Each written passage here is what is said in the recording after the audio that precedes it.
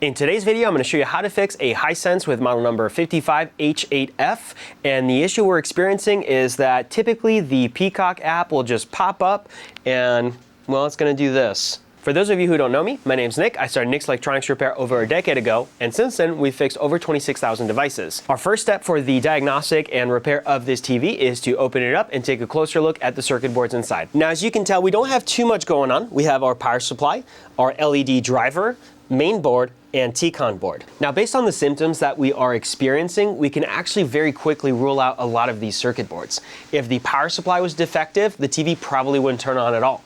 If our T-Con was defective, we most likely would not get a picture, but we would get a glow from the screen from the backlight. If our LED driver board was defective, we most likely wouldn't get a backlight, so we would get audio, but no picture on screen, unless we shined a flashlight on the screen. This leaves us with the mainboard as the most likely culprits. So my next step is to remove the mainboard out of the TV, and we're going to take a closer look at it. Now that I've removed the mainboard out of the TV, I'm going to want to take a closer look at our memory chip on the mainboard. It is the chip that most commonly fails with these Hisense TVs. That chip is going to be located right underneath the heatsink, so that's the first thing we'll do is remove that heatsink.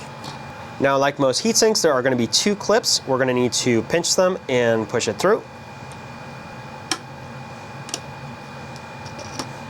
And now we can see our eMMC chip over here. So this one is a SK Hynix brand memory chip. Now, unfortunately with these eMMC chips, the only way to know whether or not they are good or bad is to remove them off of the board and put them in our eMMC programmer, which will then let us know whether or not it is in good condition. To do that, we do have to desolder the chip off of the board. And because it is attached to the board via a ball grid array, we do have to use our rework machine to remove it. So let's do that next. And I'm gonna pass the board over to my tech Juan for the eMMC removal.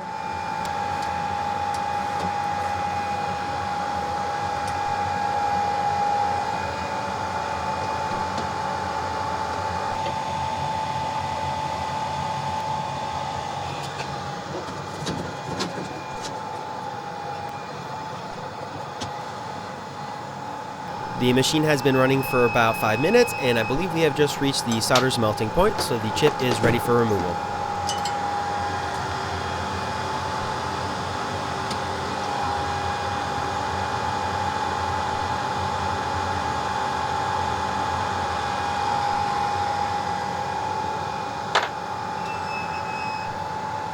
We can now place the chip in our eMMC programmer to check its functionality and health. We're going to do a quick scan, and we are getting a warning. Health report is very bad. It is urgent that we replace the eMMC.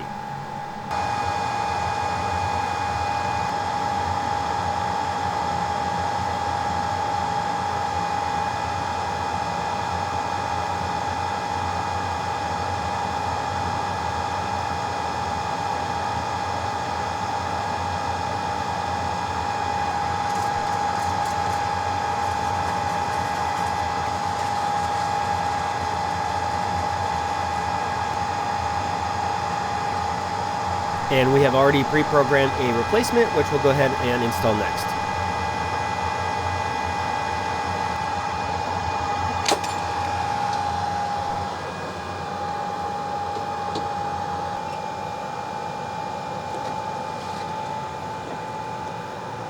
The eMMC has been successfully installed. Our next step is to reinstall the heatsink. Now, I did already clean off the original thermal paste on the heatsink.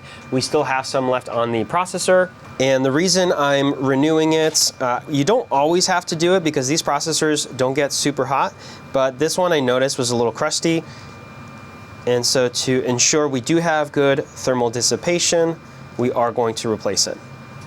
I'm just using isopropyl alcohol and a Q-tip for this. And we're going to be putting the Arctic Silver Ceramic 2. And I am going to manually spread it. Okay, and it looks like we actually have a pretty good spread there, so we can go ahead and lock it in. All right, and now we are ready to live test it back in the TV. Now, originally, the Mainboard was triggering that Peacock app issue within about 30 seconds or so of the TV being turned on. This TV has now been turned on with the repaired Mainboard for about 10 minutes. So it is safe to say we have successfully repaired the Mainboard. If you're interested in sending in your Mainboard for us to fix, we do offer flat rate services, which come with a 1-year warranty. Those are available on our website, which is linked in the description down below. If you're not sure how to remove the back cover or the Mainboard out of your TV, you can check out this video next. Otherwise, if you found the video helpful or useful, leave us a like, subscribe for more content, and thank you for watching.